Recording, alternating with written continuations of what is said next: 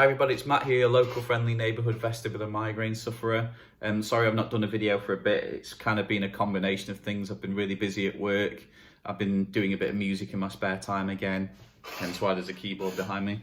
And we've been in lockdown in the UK for nearly 3 months now, and it does kind of suck the motivation out of you and you feel, well, I think people react differently to lockdowns, but for me, I've started to get to the point where I'm being less sociable and less don't communicate as much. So that's, I think, they're the three reasons together why I've not really done a video since before Christmas, I think.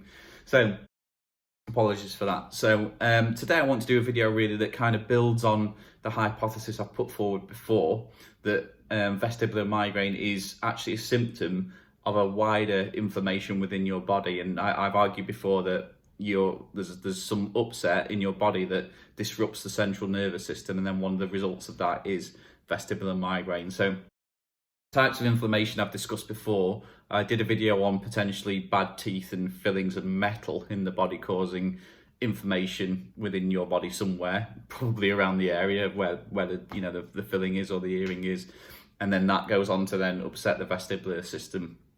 It's quite interesting this though, because what tends to happen is when you have scans on the vestibular system, which I've had and I know loads of other people have, they don't tend to show any issues with the vestibular nerves, no swelling or damage, whatever that might be. So for me, it can't be the vestibular nerve that is the source of the inflammation, if that makes sense. There must be something else at play that's causing vestibular migraine symptoms, but it's not actually inflammation of the vestibular nerve. So what I'm going to do today, I'm going to go over to one of my magical diagrams. I'm going to talk you through what my hypothesis is. So I'm just going to click over now to the diagram. So yes, there you can see, and you can see the theme of this is going to be about the bowel. So those of you who've seen some of my videos, you've probably heard me mention on occasion that I have had trouble with my bowels. So I sound like a right old person, but since I was really young, actually, since I was 18, I've suffered from irritable bowel, and I've had that diagnosed. So I've been doing some reading around problems with the bowel because I'm trying to get on top of it. And to be fair, I've had quite a lot of success in the last month or so since I've made tweaks to my diet. But I'll come on to that in a minute. So I've done a lot of reading around the bowel and listened to things on YouTube, and there are conditions, for example, there's one called leaky bowel, which sounds kind of horrible, but it's not the case that you're leaking shit, left, right and centre out of your body. It's more that your bowel gets very, very microscopically small or microscopic holes over time because it's continually getting upset, and then those holes allow fragments, very tiny fragments of food to escape into your body, and then that of course upsets the bowel, upsets the rest of your body, and can make you, for example, use the loo. And within that, well, use the loo a lot. And within that frame as well, what they were talking about was the link between the bowel and your anxiety and depression, so your mood. And what happens is the bowel apparently is responsible for a lot of serotonin production in your body. And if you have something like leaky bowel or some kind of upset or damage, distress, whatever it may be to the bowel, it can kill off the kind of, I guess, I don't know what it is in there, the kind of microbes or whatever that produce the serotonin. And we've all probably heard before that if people have food poisoning or if they go on a course of antibiotics, it destroys the bad bacteria, of course, but then it also destroys the good bacteria in your bowel that you need to maintain a healthy bowel. And then again, you will see that, well, I've seen it firsthand because it happened to my twin brother, Jonathan. So he had a really bad bout of food poisoning. He was treated for it with antibiotics. Then literally in the next couple of years, he had all sorts of anxiety problems. So the videos I've been watching have been establishing a link between the bowel and between the mood part of your body, and then also the bowel in terms of getting inflamed and the problems that can cause. So I'm folding this into the vestibular paradigm here, so you can see. So as I said, I've had a dodgy bowel for many years, so don't know why that is. So I've put the bottom there. It could be my diet. Yes, I think there have been things in my diet that do upset my bowel, which I've been eliminating lately, but I'll come on to that in a minute. Stress, yes, I've had periods of stress in my life, as we all have. Genetics, yeah, I think there is a genetic problem there in my family. I think one of my granddads died of bowel cancer, and my mum's always worried about that happening to her, unfortunately, for all her life. So yeah, that's there, and I think there'll be I think hormones is probably one of the issues here that can upset the bowel. And I think particularly for if you're in your teenage years, or maybe when you're getting a bit older and your hormones change when you move into your 30s. So I think that's at play there. So we can see there. So those are the things that upset the bowel. So we move on to the bowel, and then you can see bowel inflamed there in big red box. So the bowel gets inflamed. So what happens then? So yes, as I said at the start, it can cause symptoms of anxiety and depression because it's a source of serotonin in your body. And when you get that disruption, it's almost like it poisons your mind. So your gut can poison your mind, essentially, which it sounds horrible, doesn't it? But that can be what happens. So that then causes anxiety and depression, which I think is possibly the origin of why my brother got quite poorly with anxiety and depression. But that's great. So we'll add that to one side. Great in terms of the theory, not great in terms of what actually happens to people. But put that to one side because we're focusing on vestibular migraine here. So that inflammation's occurred. Then what happens? Well, I think the bowel inflammation then upsets the central nervous system, which is, of course, controls all sorts in your body. And then what happens then? So once the central nervous system's disturbed by this bowel inflammation, and again, it could be something else in your case, but for me, I'm starting to be convinced it is my bowel that caused this originally. So your central nervous system gets disturbed, and what does that do? Well, disturbances to the central nervous system can also cause anxiety and depression. So if you've got problems with your bowel and then your central nervous system gets upset, then it's in my opinion, it's kind of like looking like you're going to have some form of anxiety or mood symptoms. It's a real double whammy, really, isn't it? It's really, really horrible. What else disturbed central nervous system can cause? So my theory is that then causes odd symptoms, which can get put down to vestibular migraine. So those are the really odd symptoms people report. So for me, I have breathing issues from time to time. I think I've mentioned before, I used to get face twitching, and people out there watching this video will have all sorts of odd symptoms that they experience, and you think, they might get like an achy toe, and you think, oh, it must be vestibular migraine. But I'm not convinced that vestibular migraine is behind all these odd symptoms. I don't understand, for example, how a vestibular migraine can affect my breathing. It just doesn't make sense to me. It doesn't really seem logical. So I think that's coming from a disturbance of the central nervous system. Then finally, and last but not least, I've saved the key issue for us till last. So disturbance of the central nervous system, I then think causes upset to the vestibular system in some way. And then that causes the classic vestibular migraine symptoms you can see at the top there. So the things like derealization, pressured head.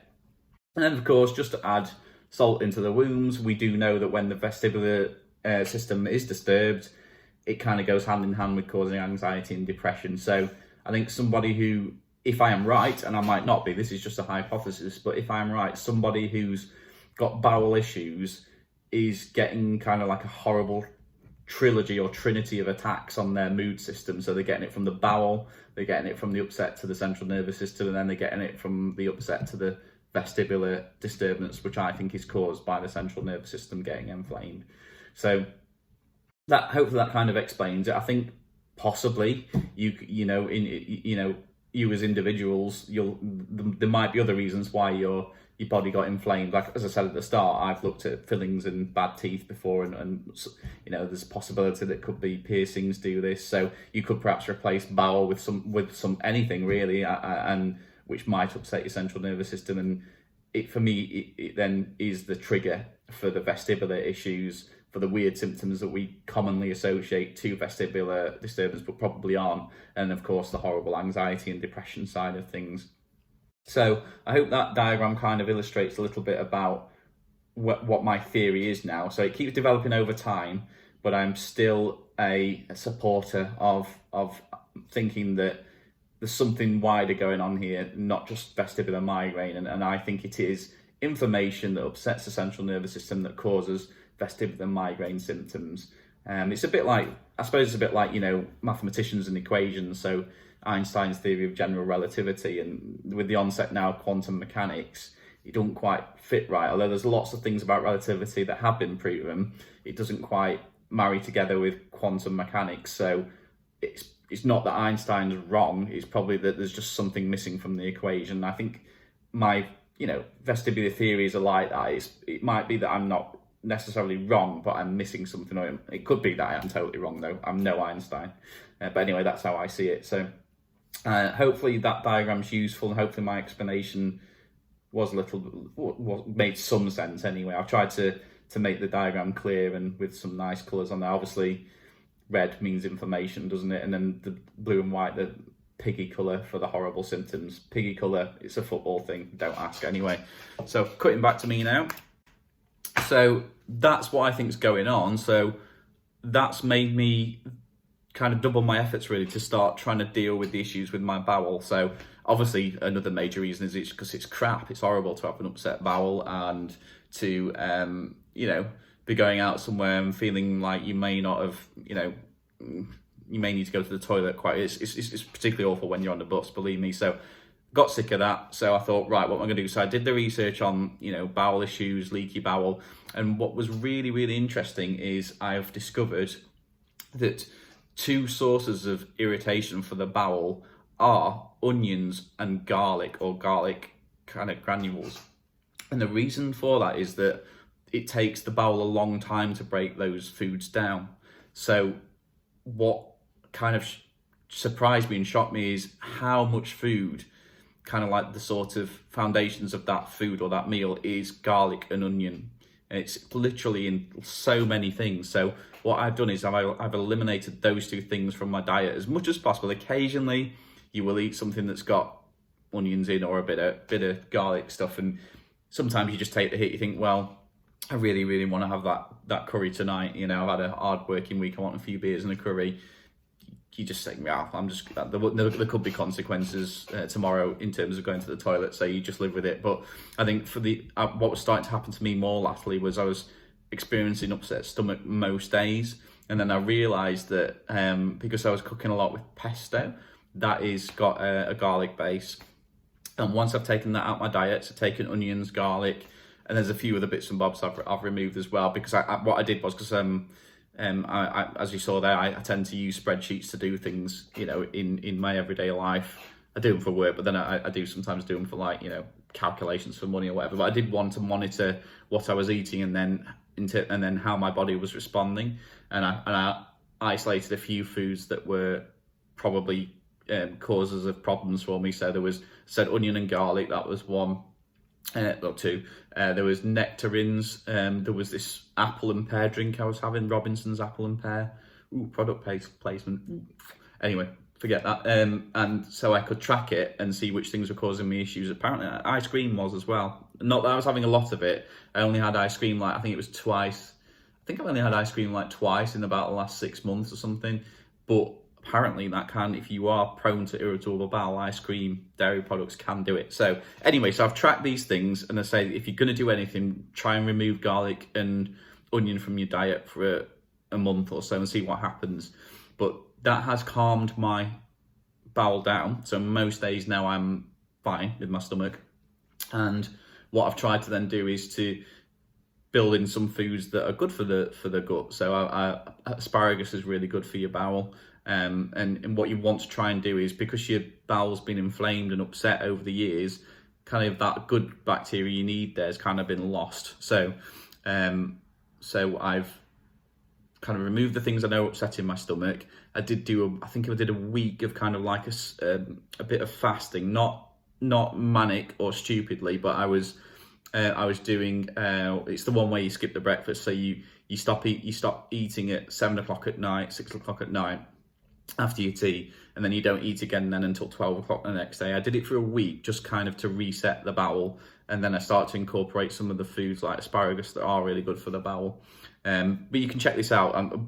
Apparently fasting like that is one of the solutions to kind of resetting your bowel before you start building it back up and putting in the foods that are good for the bowel and removing the foods that are not good for the bowel. But anyway, this is all a big ramble about bowels, but the reason why I did this is because I'm sick of having an upset stomach. Then I am highly suspicious that this potentially is the root cause of my vestibular problems, and if you think about the length of time I've had bowel problems, which is from literally the age of 18, I was a mere youth when it first got hold of me.